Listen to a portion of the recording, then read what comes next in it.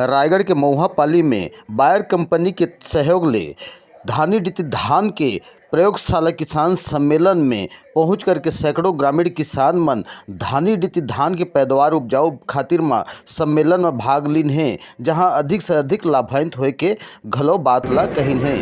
2 3 4 5 6 7 8 9 10 सरना धान 10 दिए हैं। अभी दूसरा धानी डीटी दीजिए। 1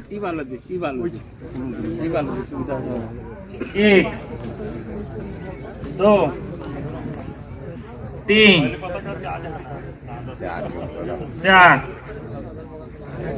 5 हाँ हो गए थोड़ा रुक जाइए, उसको होने दीजिए। 6 देखिए, ये आपका बराबर हो गया है। 10 आपने दिए हैं, कितने? सरना के 10 है कि नहीं? और उसका कितने दिया आपने? 6 आपने धानी डीटी के दिए हैं। तो आप सबके सामने ये क्लियर है कि पैदावार में धानी डीटी का 6 और उसके बराबर कितना हो गया? 10। तो कितने % ज्यादा हो गया? 40% ज्यादा हो गया। इसे हम फसल प्रदर्शन का कार्यक्रम बोलते हैं। हाँ। और फसल प्रदर्शन कार्यक्रम इसलिए हम जरूरी रखते हैं ताकि आने वाले अगले जो खरीफ सीजन है, हाँ। तो किसान भाई जब अपना धान का बीज का चुनाव करे तो हाँ। जो महत्वपूर्ण बातें हैं कि बीज किस तरह से होना चाहिए, उसमें उत्पादन देने की क्षमता होनी चाहिए, कीट रोगों से लड़ने की क्षमता होनी चाहिए, साथ ही साथ मौसम में भी अगर कुछ बदलाव होते भी है तो भी उसमें भी समस्याओं से भी अपना उत्पादन वो देना चाहिए। तो उसको जानकारी रखते हुए आज हमने यहाँ पे कार्यक्रम रखा था और इसमें हमारा मुख्य जो था, जो एक अराइज धनी डीटी, एक नया किस्म का जो हाइब्रिड है धान जो है, वो हमने यहाँ पे इसका प्रदर्शन रखा था। हमारे जो किसान बंधु हैं उन्होंने यहाँ पे लगाया था। तो इस धान की खासियत ये है कि जैसे हमारा छत्तीसगढ़ है, इसमें मुख्य तौर पे किसान भाई स्वर्णा का उत्पादन ज़्यादातर लेते हैं, जो 145-150 दिन की अवधि का है। लेकिन उसमें एक समस्या आती है जो होती है भूरे माहो की। तो आखिरी के दिनों में भूरा माहो इतना ज़्यादा तादाद से बढ़ता है तो उसमें ज़्यादा दवाई का इस्तेमाल किसान भाइयों को करना पड़ता है, जिसकी वजह से एक तरफ तो दवाई का खर्चा बढ़ता है, लागत बढ़ती है, और दूसरी तरफ धान के उत्पादन में नुकसान होता है और चिंता बहुत बनी रहती है। किसान भाई आखिरी तक चिंता ग्रासित रहते हैं। तो उसको देखते हुए बायर ने ये धनी डीटी जो है, जो भूरे माहो के प्रति सहनशील है, साथ ही साथ BLB जो रोग आता है, जीवाणुजनित झुलसा जिसे बोलते हैं, उस रोग के प्रति सहनशील है। तो इसमें जो है भूरे माहो का जो समाधान दिया गया है, इसमें दवाई का खर्चा ना के बराबर होता है। अगर आपको स्वर्णा में 4 बार दवाई डालना पड़ता है तो यहाँ पे आपको 1 ही बार दवाई डालना पड़ेगा।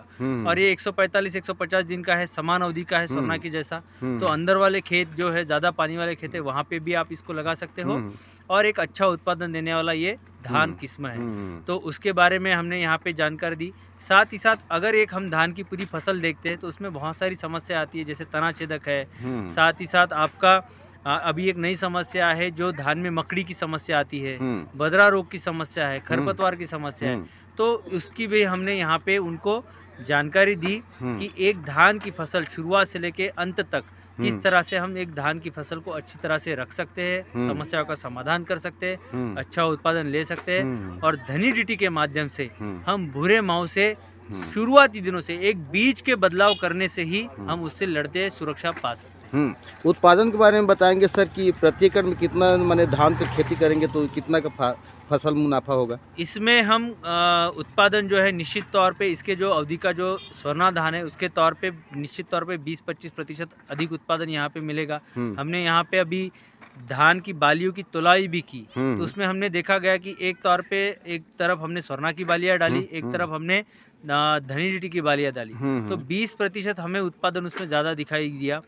तो इस तरह से हम देखते हैं कि हमें उत्पादन भी एक अच्छा उसमें मिलेगा। और सबसे बड़ी जो बात है कि स्वर्णा की जो चिंता होती है स्वर्णा में कि भूरा माहो मेरा नुकसान कर देगा, वो चिंता यहाँ पे शुरुआती दिनों से ही आपकी कम हो जाती है। किसानों के लिए क्या संदेश देना चाहेंगे? अपना बायर कंपनी का जो तत्वधान है उसके बारे में बताइए। किसान भाइयों के लिए मेरा एक संदेश है, खास करके छत्तीसगढ़ के किसान भाइयों के लिए। सालों से एक वो प्रजाति का बीज स्वर्णा जो है लगाते आ रहे हैं अपने खेत में। निश्चित तौर पे वो उनका एक भरोसा रहा है, लेकिन उसमें एक समस्या हर बार रही है भूरे माहो की। तो कब भूरा माहो आएगा, कब उसका कितना नुकसान करेगा, कितनी बार दवा डालते पड़ेगा, उसका कोई अंदाजा नहीं है। तो मेरा आपसे उनका एक सुझाव है कि कुछ क्षेत्र में वो धनी डीटी का बीज लगाए।